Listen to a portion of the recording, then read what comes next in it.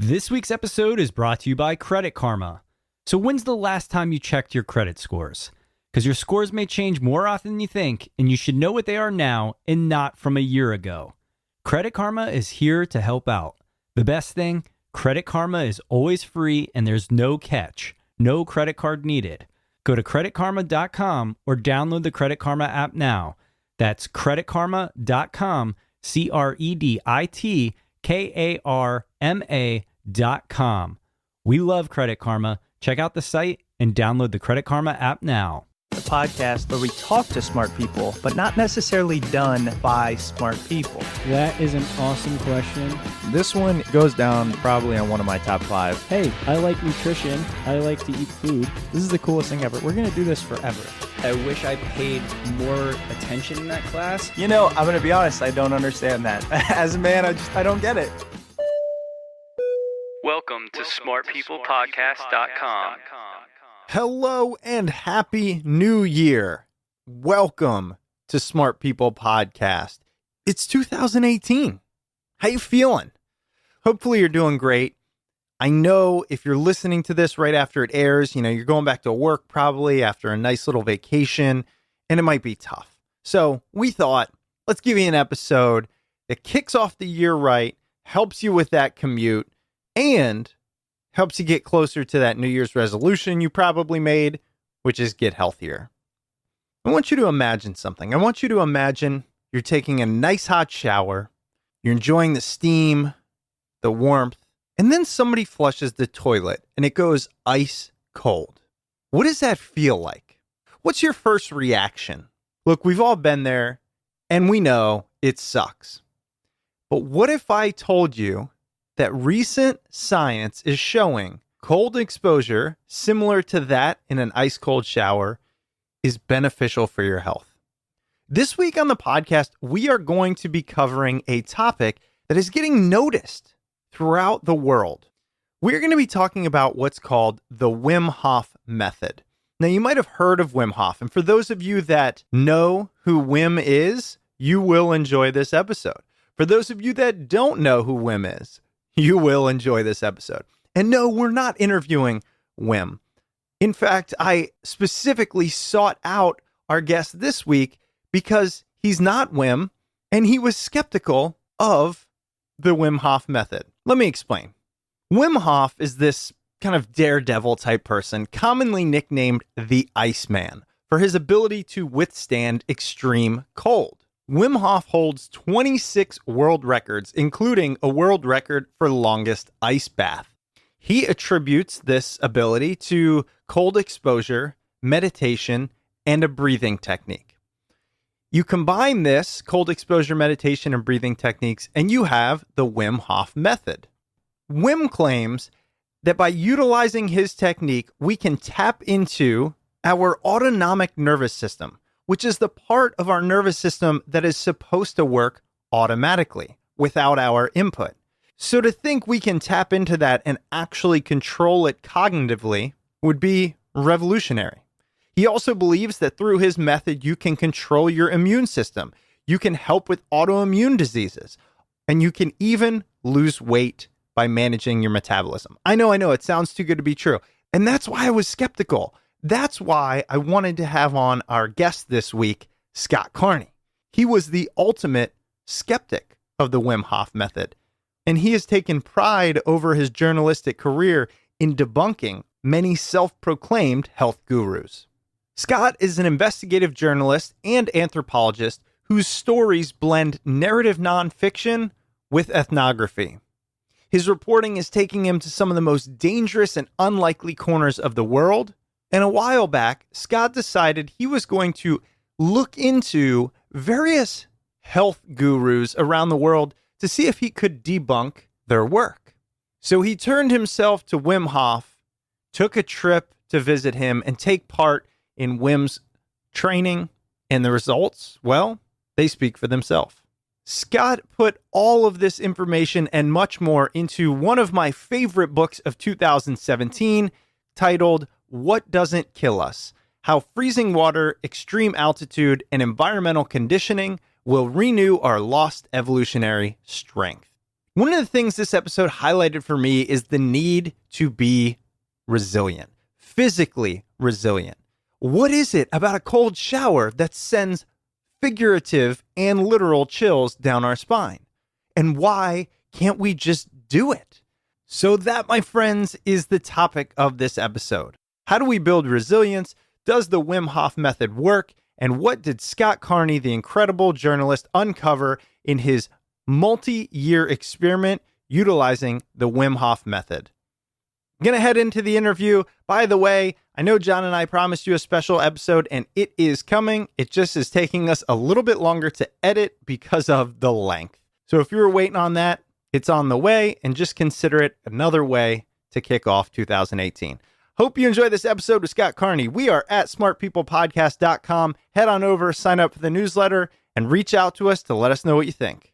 Now hop in that shower, turn it on cold, and let's wake ourselves up to an amazing 2018. Enjoy the episode.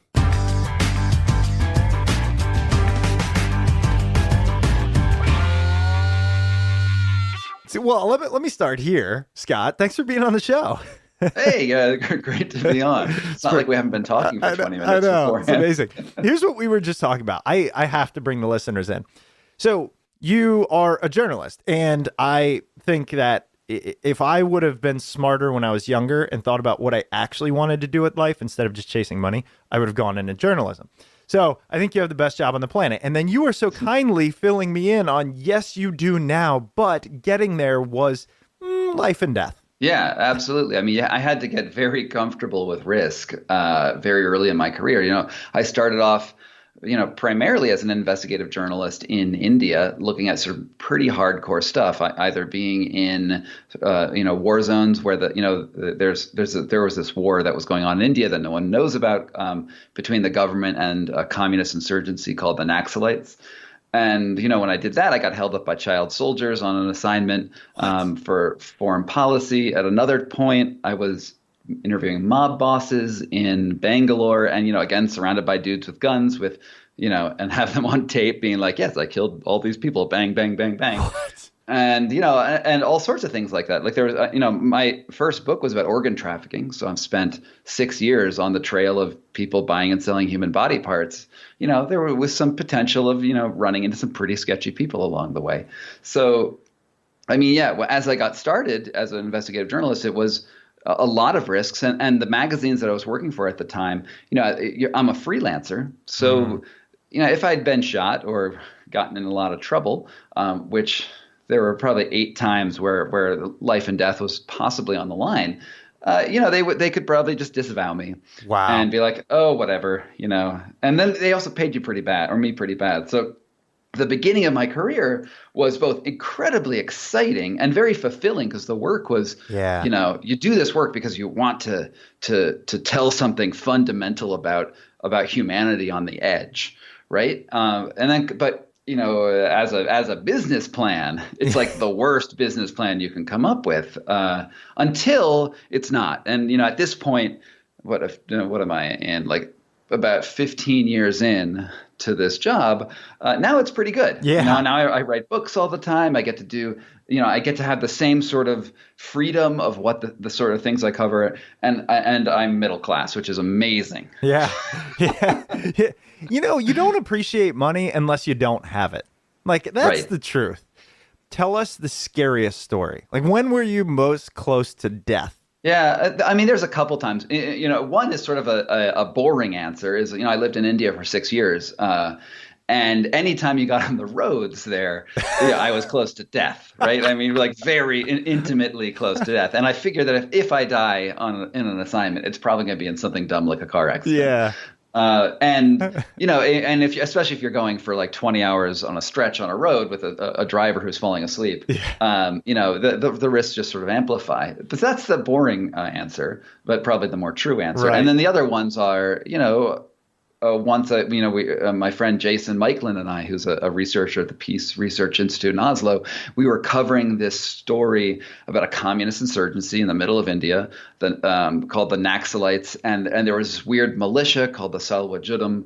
And we got to this deep in the heart of the state called Chhattisgarh, where shit was going down. The week before we got there, Doctors Without Borders was driving through this area, and they took them off their Jeep and beat them all up. What? And why would you do that to Doctors Without Borders? Yeah. I do not know.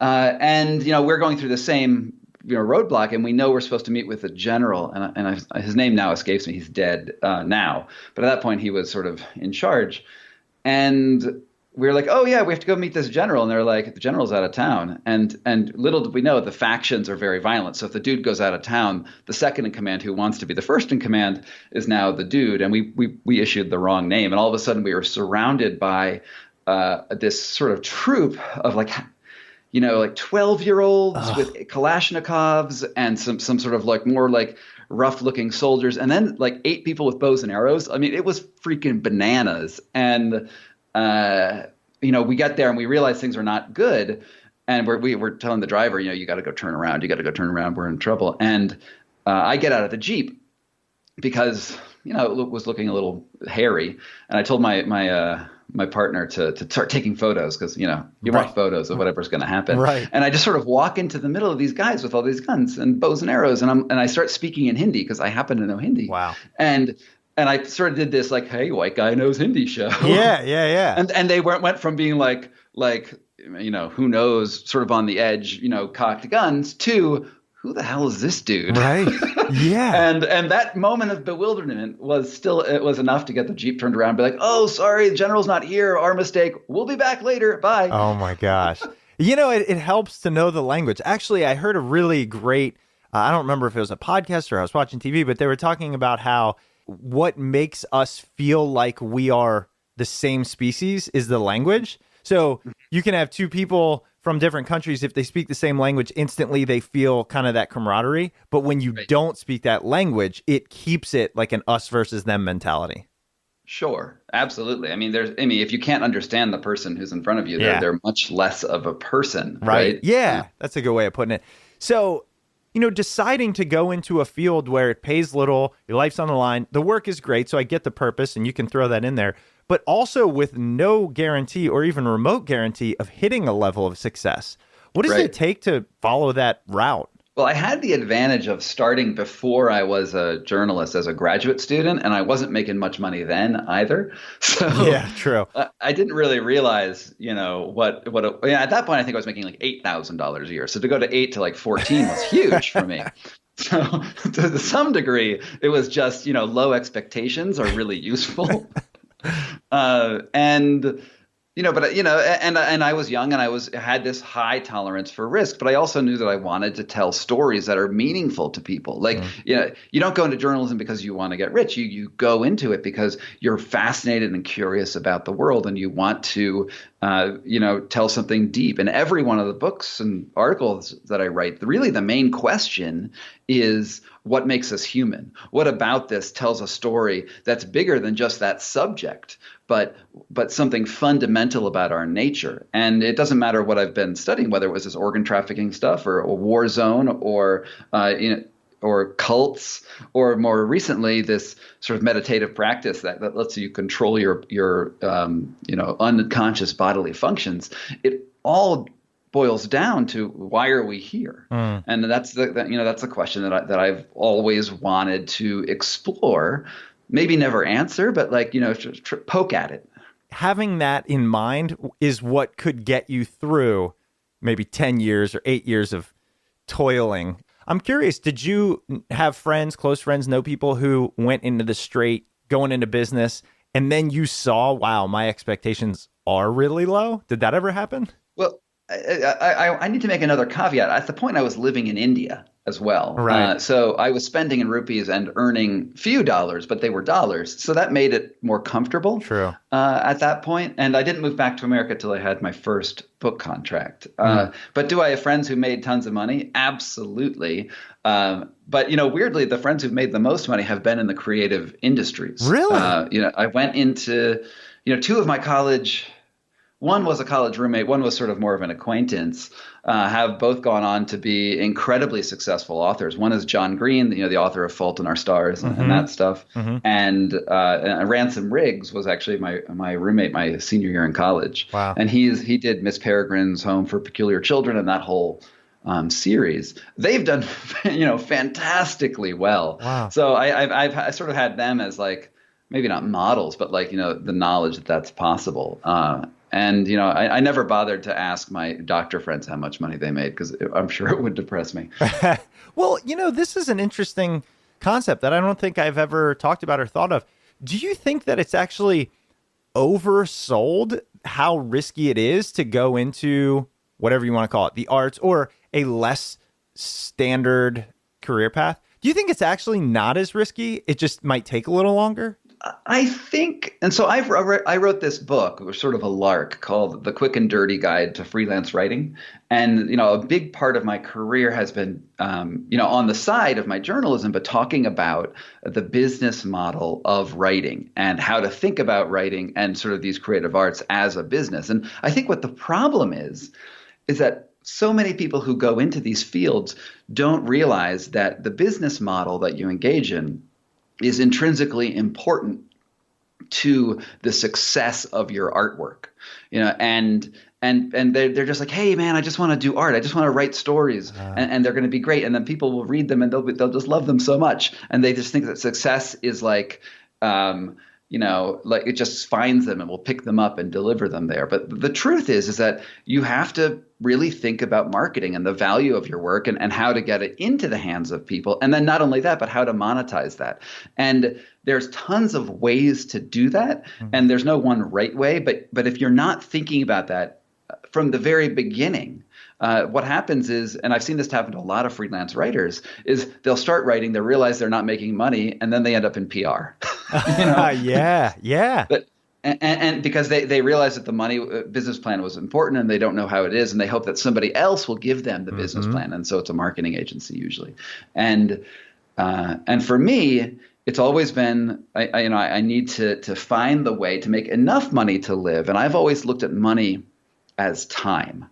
Like I make enough money that I can survive this amount of time on the amount that I'm spending. And so I'm just I don't really think about the dollar amount as much as like, okay, I've got 3 months, I've got 8 months, and I've got a year, and I've sort of been building up that sort of capital to survive. And if I didn't have that mentality and also a real ability to negotiate contracts, because anytime you sell a story or a book to a company, it's not like they want to give you a great deal, right? And like, oh, you that 400-page contract you signed, or they're not 400, they're like 50 or 60-page contracts. Every line in that is them taking value from you, in some way or another. Yeah. And so I would actually read these contracts. I know it's revolutionary. That is. And then I'd be like, no, yes, no, and we would go through them. And I early on I had this reputation of being a bit of an asshole, but I'm a bit of an asshole who's not in PR. So. Well, I found you through your newest book, What Doesn't Kill Us. And what I was mentioning to you before, and I said, we got to hit the record button, is this. We'll get into all this, right? It's the Wim Hof Method. It's a lot of people have heard of Wim Hof or maybe even heard from him. But I didn't want to necessarily have him on because I wanted the skeptic's view. And I liked the approach that you took, that even Wim himself mentioned, saying, this guy, when I first met him, I thought is going to be a tough sell. How much did you believe you were going to be exposing this method as a scam when you went into it? I mean, about 50-50. Oh, I'd really? say. Okay. Like here's the thing. Wim Hof at that point had done some incredible things. He had scaled 2/3 of the way Everest in shorts and no shirt. He had some records for controlling his body in the ice. And there had been some studies on him saying that his immune system looked really interesting. But there wasn't much more about him than that was credible. And the thing that to me about Wim, which was so scary, was that he was saying that he could teach other people to do these things too. It wasn't just sort of a genetic thing that he had, but anyone could do it. They could learn it very quickly. And there's all these pictures of Wim, sitting on like icebergs in his skivvies. And I figured he was going to get people killed. And the reason why that was important to me is because I was working on a book at that point called, it was called A Death on Diamond Mountain. I've re-released it under the title The Enlightenment Trap, where people pursuing intensive spiritual awakenings, enlightenment, and oftentimes enlightenment gets paired with this idea of superpowers, whether it's levitating or telepathy or walking through walls or these sorts of things. And I was documenting cases after case after case of people who were pursuing these superhuman feats and then dying or ending up in mental asylums.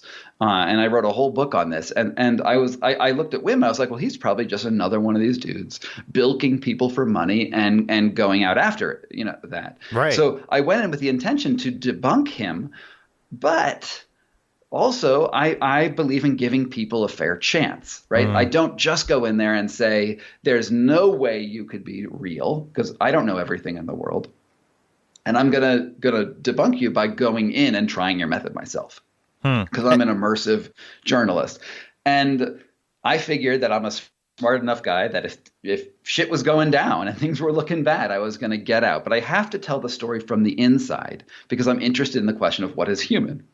Who are we? Why are we doing this? And I needed to know the appeal internally. So I went to Poland. I was living in Long Beach at that time, and that's in California, and then moved to, I flew to Poland in the middle of the winter, and I get off the plane and I see him, and he's wearing this sort of like green pointy gnome hat, makes him look like a garden gnome. He's got this big bulbous nose, ruddy skin, and I'm like, this is going to be easy. Yeah. Like, look at this guy. This guy's a madman. Yeah. And I didn't have super high hopes at that point. And then, we get to his, we drive, I think 3 or 4 hours from the airport. We get to this tiny village called Prosheka, where he has this dilapidated farmhouse / yoga retreat center. And it's totally falling apart. And I stash my bag in this upstairs room, and I look out the back window, and there's this guy, not Wim, this American dude, tanned American guy, in his underwear, standing in this Siberian-esque snowfield, throwing snow at himself, and there's steam coming off his body. And I'm like, what the hell is going on? Yeah. And you've seen some crazy stuff. So at this point, you're like, wait a second. Yeah, totally. Like, and I was also like, I do not want to do that. Right. So, and this is the other reason I was really excited to have you on, and we are going to get into that. But let me just tease people, and then we'll come back to it. Sure. You say your spirit animal is the jellyfish. I could not agree with that more. This is me. We're going to talk about that, because when I read that, I said, okay, good. Maybe we're on the same page, and maybe he can help me out. But there's another question I wanted to ask you before that, which was, if at the end of this story, it did not end well, do you feel like your book or the story itself would be worth as much? You mean the initial assignment that I took, which with Playboy, or the book? Oh, good question. I would say that with Playboy, it could go either way. But with the book, don't you think it'd be a lot harder to sell a book that was like, hey, guys, here's all the stuff I did, and it sucked, and nothing happened, right? Yeah, well, I mean, so it was a slow building process, obviously, to get from the Playboy article that ran in 2013, I think, and the book, which came out last year. Actually, no, early this year, and we're talking. I was going to say, depending on when it airs. Depending on when this airs. Yeah. And what happened in the Playboy article is I did the Wim Hof Method, and lo and behold, it worked.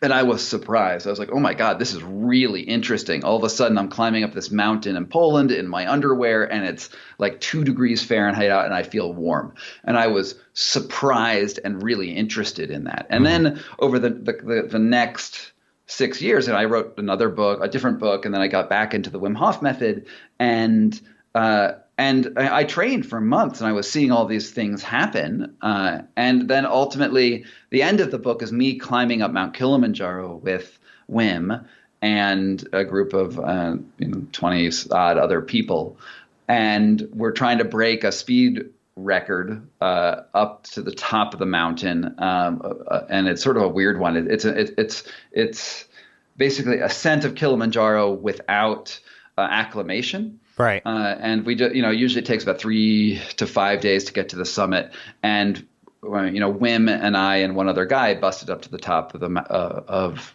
Kilimanjaro in 28 hours, which was very fast, and not because it was a difficult hike, but because the altitude was so the pressure was so low in the atmosphere that usually people would die if you moved at that rate. Actually, the Dutch Mountaineering Association predicted that we would all die. Really? So, I didn't know they that. did. I don't remember. And that. so us getting up there was actually this really cool, interesting feat.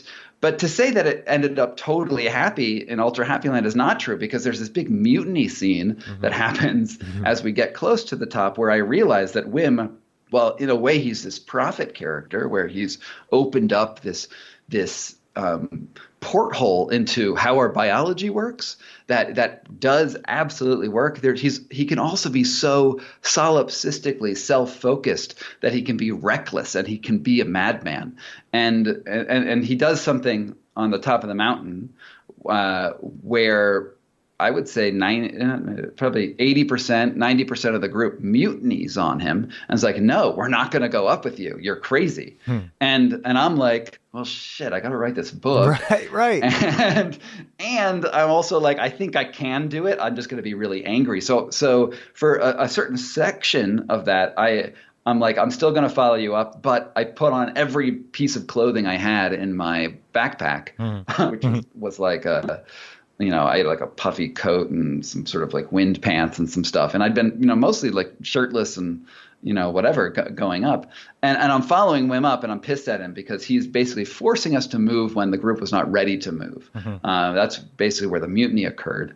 And I follow him up, and I'm maybe another half an hour, and I'm watching him, and I watch him sort of slip up and trip. And I realize that, I had maybe part of me was thinking, Wim really is a special dude, and he's so cool that being with him is inspiration or whatever. And then I realized I see him fall, and I'm like, oh, he's just a fucked up dude, just like all of us are. And then I realized that my mutiny of wearing all of these layers was also stupid in its own way, because I didn't need them. It was just me being like, fuck you, Wim. Right. And so then I started stripping down again. I think that the takeaway, and one of the problems with Wim Hof is that so many people look at him and they see these great feats and they're like, oh my God, will you be my guru? Right. Will you be my perfect leader into this world? And Wim is not perfect. He's not perfect by any stretch of the imagination. Anyone who's hung out with him for more than, say, an hour knows that Wim is crazy. But nonetheless, he has this sort of image in the media, which sort of puts him on a pedestal. And to Wim's credit, he will often say, I am not your fucking guru. Right. I am not that guy. But nonetheless, people keep on putting him on this pedestal. So part of the goal of this book, What Doesn't Kill Us, is to say, look, here is this portal. Here's something that is really cool. And Wim certainly opened up the world to this transformative technique.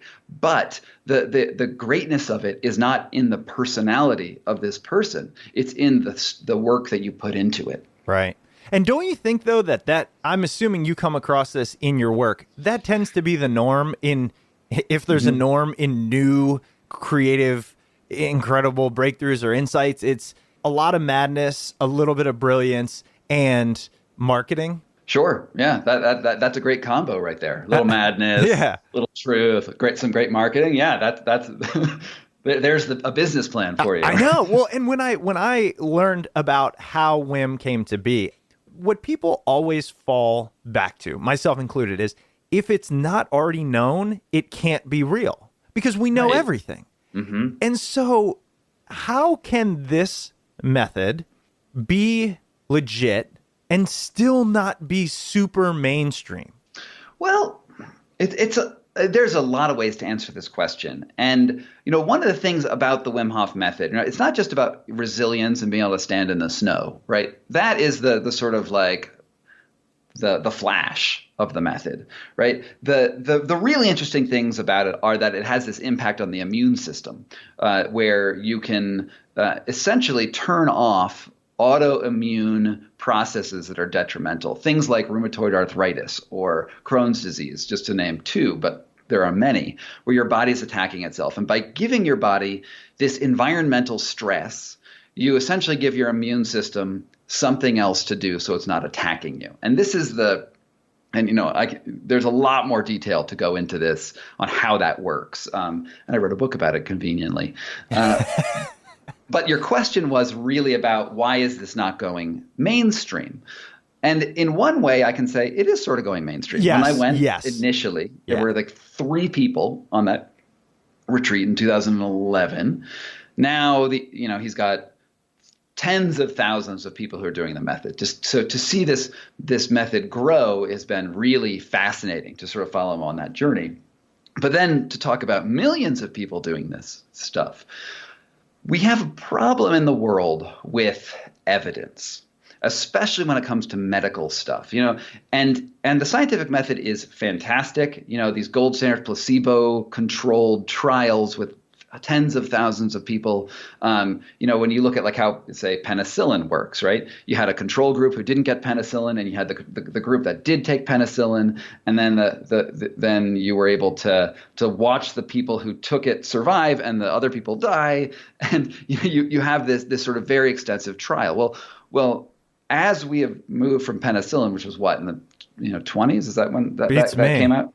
Something like the 20s, right? As we get now to like major big pharma situations, it takes between $1 and $3 billion to get the sort of evidence that we want and we consider the gold standard.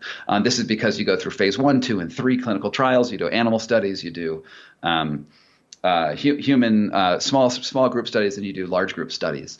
And to do that requires a lot of money and a lot of investment. And then also you need a lot of like intellectual capital, you need journal articles, you need all of this institutional stuff, which is actually not the scientific method. That's actually an economic model.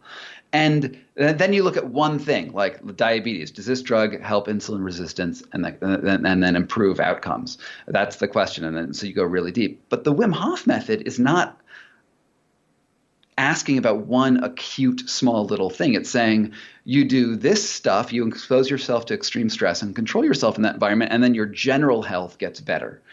So you could never fund a study for everything that it seems like Wim Hof Method could do. There's just not the economic output for it, because when you do the drug, you invested $3 billion, you expect to make at least $4 billion, right? Right.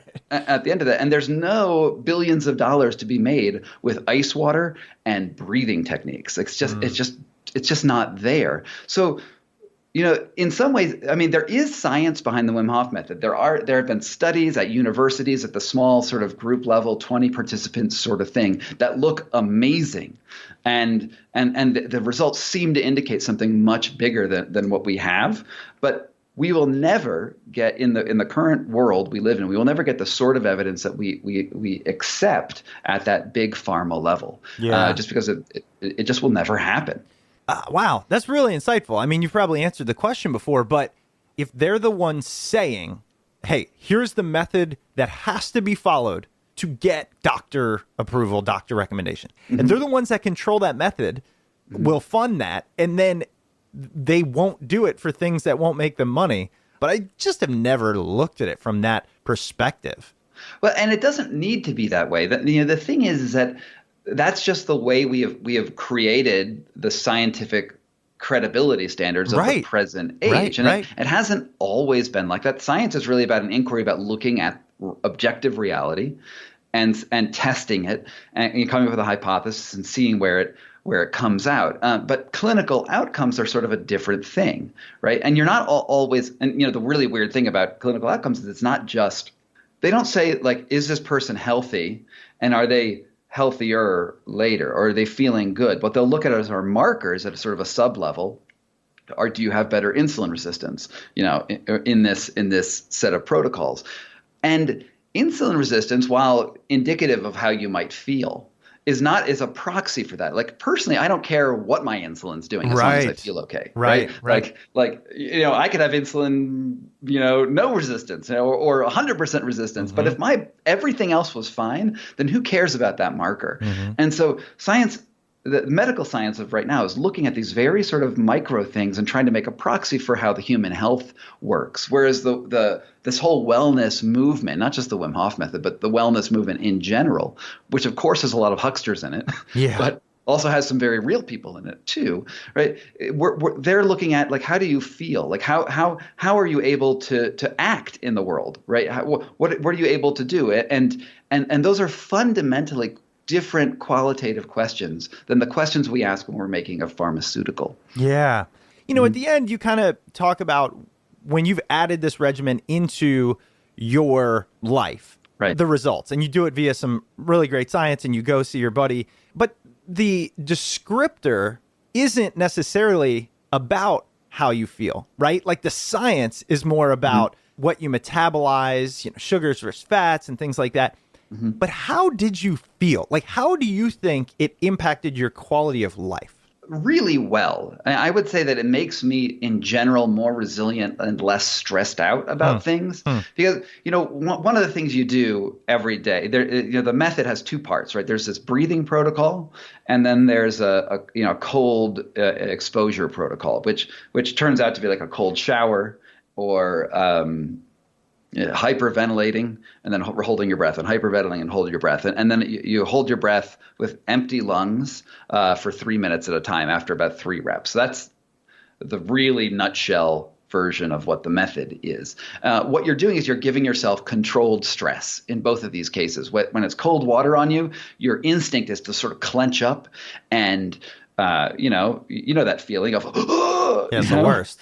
And what you do is instead of clenching up, you relax. You tell your body, okay, this is a stressful stimulus. In this stimulus, I'm going to be okay. And you just will yourself to relax. And you don't shiver, you don't clench, and you let your body heat itself using a different process than the clenching. The clenching is like physical muscle contraction that does actually raise your body temperature. But if you relax, what will happen is your body will switch to a metabolic program and start burning fat, or actually initially it'll be sugars, but it'll move over to fat very quickly to heat yourself. And you're just training yourself to control yourself in this environment. And once you get good at that, what happens is that you can train yourself to relax in all sorts of situations, or you can look at something that should make you fearful and realize that fear is a sensation that happens from the inside first, right? It's you looking at something and anticipating a pain or a negative outcome, but that has not occurred, right? And then if you can control yourself in this environment, you can find that you have much more capability to deal with everyday things. Also, when you jump out of a cold shower, you've ramped up your adrenaline and your cortisol, which are hugely great feel-good hormones, and you usually feel great after that. And now a quick word from this week's sponsor. Support for today's show comes from Health IQ. Health IQ believes that the best way to improve the health of the world is to celebrate the health conscious through social and financial rewards. So they use science and data to secure lower rates on life insurance for health conscious people, including runners, cyclists, strength trainers, vegans, and more. So why Health IQ, you may ask? 56% of Health IQ customers save between 4 and 33% on their life insurance. These savings are exclusive to Health IQ. Like saving money for being a good driver, Health IQ gets you lower rates on life insurance for living a health-conscious lifestyle. After all, physically active people have a 34% lower risk of all-cause mortality, 56% lower risk of heart disease, and 22% decrease in cancer mortality compared to people who remain inactive. Now that we've got your attention, here's what you have to do. To see if you qualify, get your free quote today at healthiq.com/SPP or mention the promo code SPP when you talk to a Health IQ agent. Again, that's healthiq.com/SPP to get your free quote. And now back to the episode. First of all, cortisol is a bad thing. right? According to everyone, myself included, because I've dealt with anxiety issues in the past. Right. And so I have spent a decade of my life trying to minimize cortisol. Everything I know about cortisol talks about its inflammatory properties. Tell me why I've been wrong. Our bodies produce stuff of various sorts. And we produce stuff because evolutionarily we needed that stuff in certain situations. And the way I view it, and I'm not an expert on the endocrine system. Right. This is not my major skill. And there's a lot written on cortisol that I just do not understand. Sure. But I will say is that we engage cortisol and adrenaline are both they both get released when you trigger your fight or flight responses, which is your sympathetic nervous system. And you have your parasympathetic, which is your rest and digest. And then you have your sympathetic, which is like the, oh my God, I saw a tiger. What am I going to do situation. And cortisol, when you release a lot of it's indicative of this sympathetic system getting launched. But you might be saying, hey, I want to reduce my cortisol all the time. And that's because the vast majority of humans on Earth today do not run into situations that need that adrenaline cortisol boost to make them run faster and fight tigers better than they would normally. It's because we are engaging this sympathetic response, which requires a physical activity to really be used correctly. We're using that to mull over our 401ks. We're using that to be like, oh, is my retirement funded enough? Do I have my health insurance, or who am I going to go to dinner with? And does that guy really like me? We're engaging these stress hormones without the physiological response that was there initially, because there was no caveman ever wondering about how he should fill out this tax form correctly and if the IRS would go after him. That's not where we evolve. But we're now misapplying evolutionary systems to intellectual endeavors that we never had before. And this is why I think you think cortisol shouldn't be there, because you have a life that doesn't require it and is not used to it. And evolutionarily, where we've come from, we were always having various inputs. And with the Wim Hof Method, I talk about temperature, right? We live mostly at a constant 72 degrees all year round, scorching hot summer outside or frigid winter. We have a temperature systems in our houses to keep us at this sort of static jellyfish-like place, which is why my spirit animal is jellyfish, right? and we're all like, okay, we don't want to put any extra work in, so we're not giving ourselves any variations. The Wim Hof Method is like, fuck that. We do need variation. And here, I'm going to give you a variation, temperature, and you're going to control yourself, even though there's this swing. And then lo and behold, very quickly you adapt and like, hey, this is fine. And it's the same thing with, we don't see tigers. We don't see, real danger on occasion, and that's good because none of us actually want to get hurt. But evolutionarily, we did encounter dangers. We did have things where we had to move quickly, and those things were standard in our experiential profile. And so what we need to do is we need to give ourselves a varied experience of the world if we want to have health.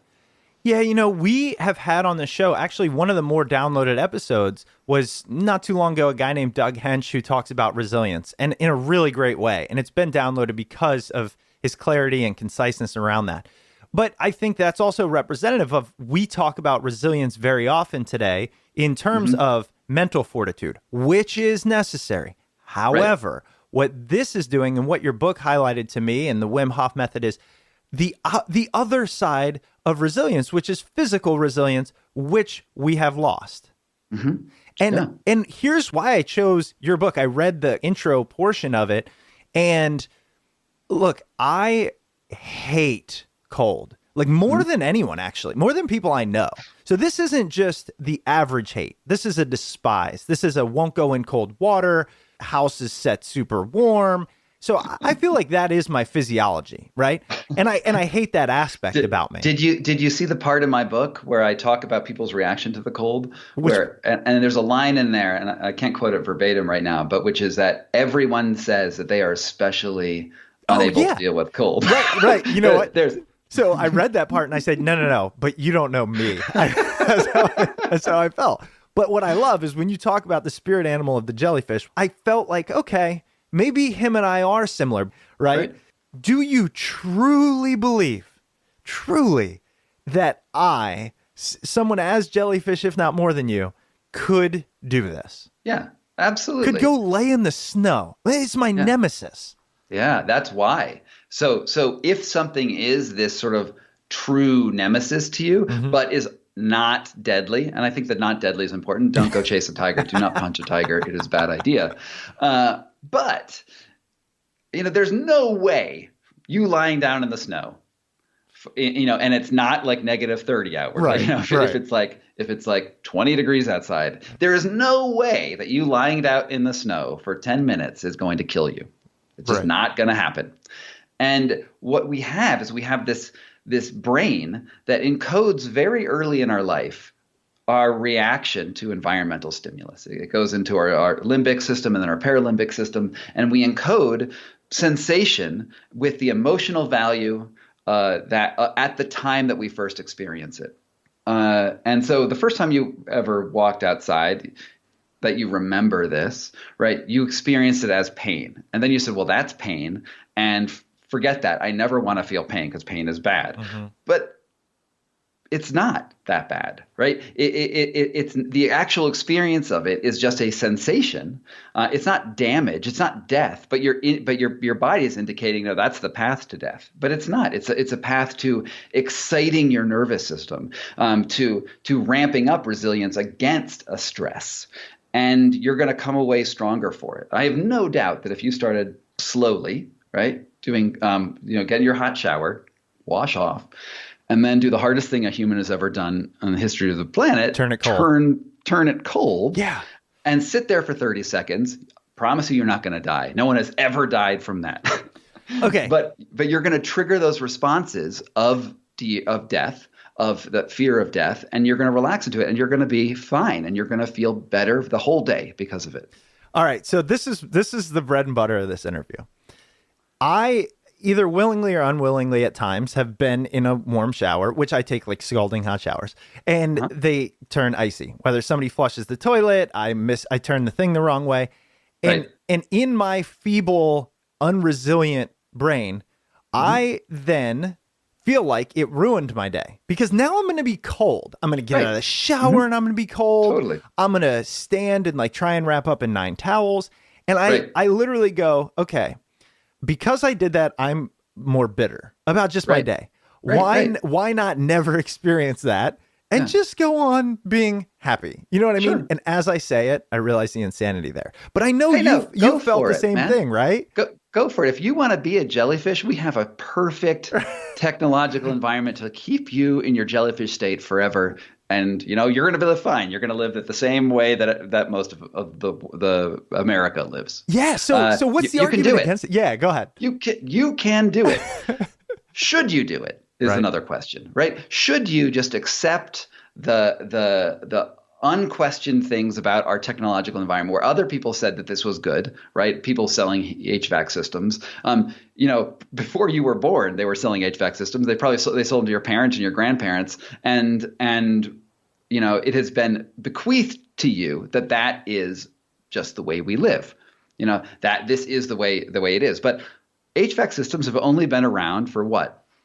100 years. Right. Before that, there was nothing like that. And although it's more comfortable to live with technology meeting our every biological need, especially in the moment, over the long term, it's not healthy. Over the long term, you're turning off bodily processes that you do have evolutionarily, and you're letting them atrophy and go away. And then you're dependent on this technology to keep you happy. And when you say that you went into this cold and then you involuntarily, you went into this shower, it turned cold and it was involuntary and then it ruined your day. That does not surprise me because you're not being resilient. You're not saying, okay, I can do this. This is something that I can do because intention is very, very important. If you just let things happen to you and you allow your body's unconscious responses to rule the day, then your unconscious is saying cold is bad. Now my whole day is bad. But if instead you take control of that and you say, look, there's this cold and I can do this. And here's the spooky trick that I did on Kilimanjaro, and also while running this, I ran this obstacle course race called the Tough Guy, which is the coldest obstacle course race in the world, or at least it was at that time, in England, where everyone else is in neoprene. You know, they're running it in wetsuits. We're going through water and all of these obstacles. I ran it in a bathing suit and a hat, and what I did is when you get on the starting line, it sucks, man. I'm like, oh man, this is cold. I do not like this, right? And then we started running, and I said, okay, no, this cold, that sensation coming into my skin is not cold. It is the joy of running this race, and it's just something I told myself. That sensation is joy, and then all of a sudden, that mental trick changed my entire experience of that event. I was both warm. There's all these photos of me, where I had this just giant smile on my face, next to a guy in a wetsuit, and it's just that I just said, look, it's not that bad. I can do this, and then my body spookily responded. And I'm a slow runner. I'm still not a terrible runner. I think it took me 3 hours to finish that race. It was freezing. But I was totally resilient because it felt like my skin was armor. It was really strange. And it's partially because I had conditioning before I got them, but also this mental trick to say, look, I can do it. You can do it. It's our biology. And those people in the neoprene are wearing that neoprene not because they need it, but because they feel that they want it and they're scared. Yeah. One of my favorite parts of your book and of this story is you talk about skin as armor. You talk about not succumbing to that voice in our head that tells us we're weak. And what it changed for me, and this episode's doing the same. I am in the middle of watching the show Vikings. Have you ever seen that? No, I haven't. So you're probably one of those people more evolved than me. You don't watch a lot of TV, but it's an amazing show. It's like Game of Thrones, and they're always cold because they're Vikings, right? Yeah. And and I kind of watch it, and I think to myself, I talk to my dad about this a lot in Game of Thrones as well. Like, man, their life must have sucked. But what I'm wondering, do you actually think that because that was the norm to them, it was no different than us in our vacuum sealed environments? Like when they were laying in the snow and obviously experiencing cold, because they didn't know any better, did they just go, no, I'm fine. Even though I'm covered in snow, I'm freezing. I'm fine. Yeah, they were fine. I tell this story in the book about the Pilgrims. When the Pilgrims landed in North America, 1620, I believe, they didn't see anybody. They landed in Cape Cod, basically, in the middle of the winter, very cold, and they don't see anyone for 3 months. And then this dude in March walks up to their camp. And they have their stone huts and their big buckled hats and their big coats. And this dude walks up to their camp, and weirdly in English, he says to them, "Welcome, welcome, Englishmen," which is weird how he knew English, but that's a story for a different podcast. His name is Samoset, and he showed up wearing nothing but a loincloth in the middle of the winter. And the Pilgrims were like, "Oh my God, you're going to freeze to death." And they gave him a coat. The first thing they did was gave him a coat. And he was like, "Cool, thanks for the coat, man." But he was totally fine in this loincloth. And if you just look up Samoset, Samoset, into Google, you will find all these lithographs of his outfit at that time. And the thing was that the Algonquin Indians at that time, the Algonquin and the Wampanoag, would put their kids in the snow for 15 minutes a day as children, and then bring them back into their houses that were nice and warm. And that exposure as a young child gave them lifelong cold resilience, where, they could just walk around in the winter and be totally fine in their loincloth. It was just how it was. Darwin saw the same thing when he was going around the Tierra del Fuego in the Beagle, where these, people in canoes wearing just loincloths were in this like incredibly hostile environment pretty close to the South Pole. And it's just an ability that humans have and that we have lost. And it's it's not like they don't know any. You said you used the words that they don't know any better, or maybe the thing is that we don't know what we are capable of. We don't know that that comfort also relies on stress, and that if you give yourself stress, that means that expands your resilience ability so that you're now comfortable between 50 and 100 degrees instead of 71 and 74 degrees. Yeah. Right? And it's just like widening that band of resilience. It doesn't make you immune to the elements. I'm sure that Samoset could have died of hypothermia in certain circumstances, but he was a hell of a lot more prepared to exist in a larger band, a wider band of comfort and sort of resilience than the Pilgrims. And it's different cultural traditions, different approaches to the world. But even the Pilgrims were probably a hell of a lot more resilient than you are. Right. Exactly. Yeah. You know? Well, and I looked at this old medical book while doing this research about, and he was talking about the cold and how to use the cold in like a sort of medieval way to make yourself warm and whatever. But one of the most interesting passages was where he said, you know, our homeostasis, our static point where we feel totally comfortable is 62 degrees in our houses. And that's what warm is. And I was like, oh, that's really interesting because the average American it's 72 degrees. And in the course of 100 odd years or 150 years, what our comfort point is where we're totally comfortable has risen by about 13 degrees. that does not surprise me. It actually makes me feel totally like a jellyfish of 2017. I mean, you know, even mine, I feel like has risen. Now that I have my own house and I have a Nest thermostat I can control right now, I go, ooh, my feet are chilly. Let's go up to 74. Oh, man, you wimp. I'm such a wimp. But please tell me, you were there at one point, right? Like I can get there. Yeah, it's super easy, and the thing is that, you know, these are evolutionary abilities, and this resilience actually happens on a seasonal basis. The underlying mechanisms, you build up this stuff called brown fat, which is one of the metabolic tissues that sucks white fat out of your body and burns it for heat energy. Historically, we would lose this tissue in the summer when we didn't eat it, and we would gain it in the winter, and it's an evolutionary process, and because evolution is a very violent process, and you are the descendant of an evolutionary winner, the people who were like, yeah, I guess I'll get used to that snowstorm in like a year, they all died and they didn't pass on their genes. So you have these very quick adapting genes.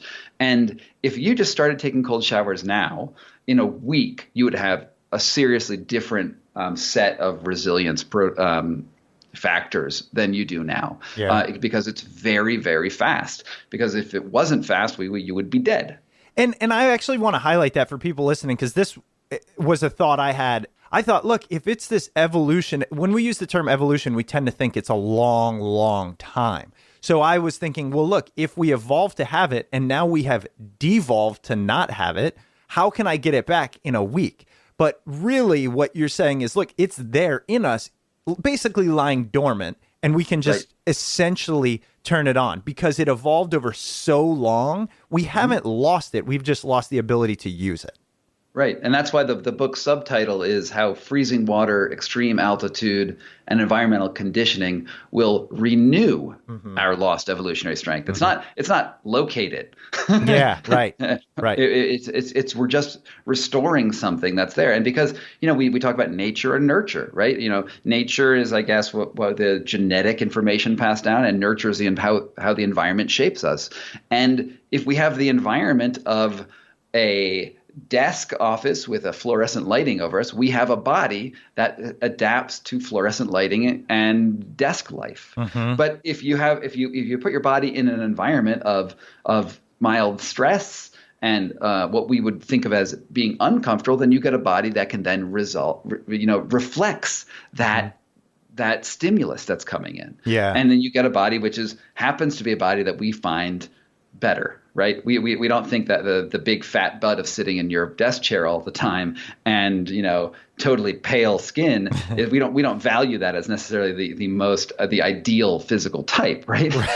We value the type that can be like, oh, we can do a lot of stuff. We can, you know, I don't know, run fast or whatever, you know?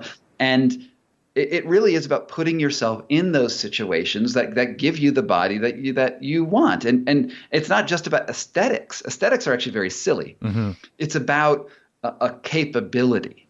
and resilience. And interestingly enough, oftentimes the aesthetics will follow that. You know, you will get tighter in the places that you want, that you want, yeah. Right? And you know, I have been on a steady health incline since I started this method 6 years ago.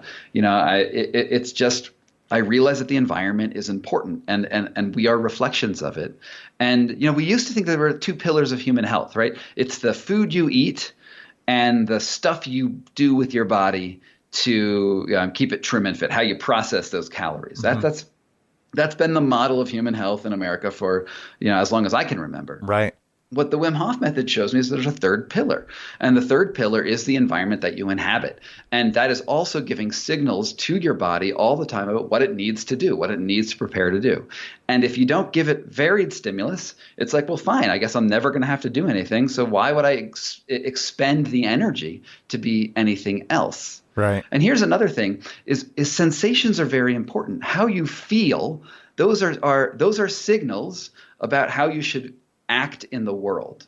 And that feeling of chilly, of what you are, of cold, right? That sensation doesn't need to be a negative sensation. It can be a positive one. But what that sensation is of your metabolism working.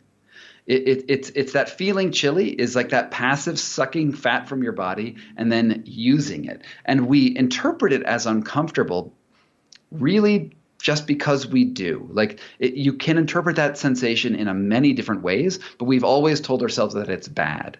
But if you say that being a little chilly is actually a good sensation, your whole perspective changes. Right. Wow. Scott, this has been such a great conversation, and I was really looking forward to it. We mentioned it a few times. The book itself is What Doesn't Kill Us: How Freezing Water, Extreme Altitude, and Environmental Conditioning Will Renew Our Lost Evolutionary Strength. By the way, the longest subtitle ever, but what doesn't kill us? Okay. And as I said to you before hitting the record button, I read a lot of books. I finish very few. And yours was one I finished. And that's awesome. Just, and it's a testament, guys. And I want to say this because some people come on the show and want to pitch stuff and all this. And most people, by and large, are very giving. But we haven't really talked about the story of this book. We've talked about what it's based on. And I appreciate that because you can get the story in the book. So go buy the book. But you go to Poland. You submit yourself to Wim's, this guy who I'll explain in the intro, to his experience. And you tell the story. And then, and I know listeners love this, they love learning, it's curiosity. You talk about this evolution, the biology of our body, how it changes. You get scientific. You talk about metabolism and carbohydrates and autoimmune. Just really well done. It shows 15 years in this space. I am really more excited now about the next things that come out, especially this thing on, I don't know if I can say it, what you're working on next. Am I allowed to say that? Yeah, let's go tell them. I'll just tease them, right? Ayahuasca, which I actually interviewed. This interview never saw the light of day. I interviewed a guy who wrote a book. He was like supposed to be the foremost expert on DMT, I think it was. Is that right? Mm-hmm. DMT. Yeah. This was like our methyltryptamine. Yeah. And he sounded cuckoo. And so I didn't air it. Like, yeah. But anyways, got me interested in ayahuasca. Can't wait to see that. I would like to end this episode on two things. One. Oh, wait, one thing. Yeah. Also, if you don't like reading books, which I totally get, there's an audiobook that you can listen to, and then it would be me reading it to you as you sit in an ice bath, preferably. So you can get it that way too, if you're not the nose in pages sort of person.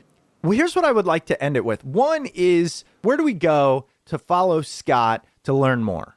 Yeah, so I have a Facebook author page. Go follow that, or Twitter, it's SG Carney, or Instagram, also SG Carney. And all the places you might find. There's even a website called scottcarney.com, if you can remember that. And there's mailing list, all the normal internet authory stuff. I got it. Okay. You could just go find me on Google. Okay. Yeah, and we'll link to that. We'll obviously link to the book. The other thing is, for those that are really interested in this, there's a lot of places, right? You can buy the course, a Wim, you can do all this. Right. What do you think, having gone through it all from a jellyfish to a stone cold Iceman? Right. How does the average person integrate this into their lives? More than just the cold shower, but like what's a habit I can form? Because I'm going to do this. So the Wim Hof Method it's really, there is this 10-week course that they have that's on Wim's website that you can totally do. I think there's a coupon in my ebook too to get a discount on it. But more importantly, and you don't really even need to buy my book, honestly, or do anything extra other than realize that the environment is important and you need to pay attention to the autonomic, the unconscious responses that your body has in these environments.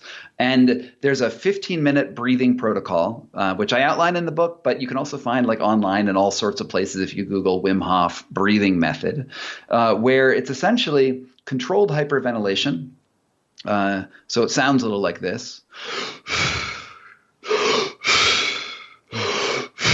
For 30 breaths, and then you end on an exhale, and then you hold your breath. And then, and the first round, I'll hold my breath for about a minute. And then you repeat it. And you do this lying down. You don't do this standing up. You do this lying down, maybe sitting down, but I think lying down's best. I do it even before I even get out of bed in the morning. Wow. Okay. And preferably before you eat, because when you eat, all there's stuff's in your stomach and it makes it a little harder. So you do that. And the first time you hold your breath for a minute, and then you start another round of breathing, 30 breaths. And then you exhale. And then hold your breath for 2 minutes, or this is what I do. People's own timings may be different. And then the third time I'll hold my breath for 3 minutes. And then I do one more round of breathing, and then you exhale and you start doing push-ups. And the weird thing about this is that when I first did this, I could do 20 push-ups. I was whatever. That's where I was physically. Mm-hmm. The first time I did this, I did 3 or 4 rounds of breathing, and I did push-ups with no air in my lungs and not breathing. And I did 40. So I doubled the amount of push-ups I have. And it's a way to integrate controlled stress because you're trying to delay that gasp reflex. And there's a whole the biochemistry you can look at in my book on how it all works. But you're delaying that gasp point, and you're ceding a certain amount of control from your autonomic processes to your conscious processes when you do this. So that's a 15-minute program. Do that every morning. And then when you shower, you can start off warm. That's fine. And at the end, do a minimum of 30 seconds on the absolute coldest setting. But I would suggest a minute and a half would be a good thing. And what you're trying to do is relax in this environment and not tense up. Don't scream. Don't, curse Scott Carney. Just be present and then realize it's not that bad. And that's very critical, because if you do tense up and you fight that whole experience, you're not going to get the benefits because you're not pushing yourself into a new mental territory. And then see how you are in that day, and do this for a week. Don't buy anything.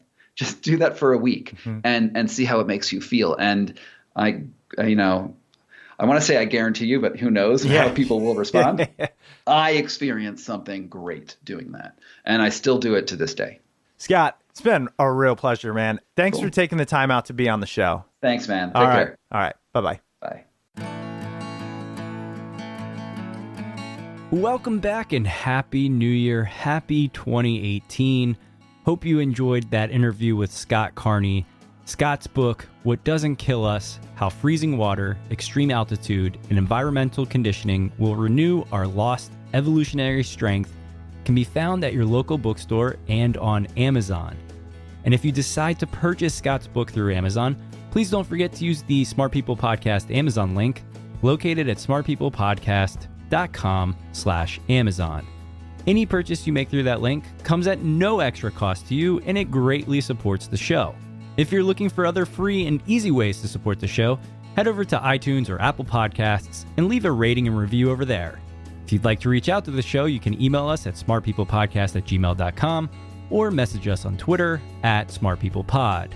If you're interested in signing up for the newsletter, which Chris and I promise we will get better at sending emails, please head over to smartpeoplepodcast.com, sign up for the newsletter there. If you're already signed up, you might have seen the email we sent out requesting questions for our special holiday podcast, which we are still in the process of editing because we had so much fun recording it. Took us about 3 hours. So we want to get that down to something listenable, but it was an absolute blast. It was a great way to bring in 2018. All right, that's it for us this week. As always, we've got some great stuff coming up, so make sure you stay tuned, and we will see you all next episode.